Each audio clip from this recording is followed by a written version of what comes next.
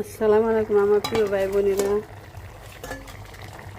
এই যে এই মাছ রাঁধছি, কি জানি মাছ কয়, কাতল মাছ আর একটা কি জানি মাছ, কি মাছ জানি, দুই রকমের মাছ মিশাই নেয়। এই যে আনাজ দিয়ে, পটল দিয়ে, হাতে একটা আলু দিছি, এই দিয়ে এই মাছ রাঁধতেছি। লাইক কমেন্ট শেয়ার করে দিন, পাশে থাকেন, ভালোবাসেন আর অবশ্যই কমেন্ট করেন। তরকারি কালার দেখি বইলেও স্বাদ থাকবো নাকি, কারা কারা এই তরকারি ভালোবাসেন, এই মাছ খান, অবশ্যই কমেন্ট করবেন। ধন্যবাদ, সবাই সুস্থ থাকে।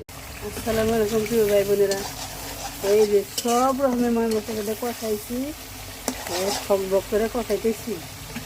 এই যে এখন গোস্ত দিয়ে দিব, তাজা গোস্ত, টাটকা পিস আজকে কিনে আনছে। টাটকা গোস্ত সার দিয়ে লতা ভিজে তো বেশি ভালো লাগে না। যে সুন্দর কালার মশলা, এবার গোস্ত মনে হয় এখনই কাঁচাটাই খাই।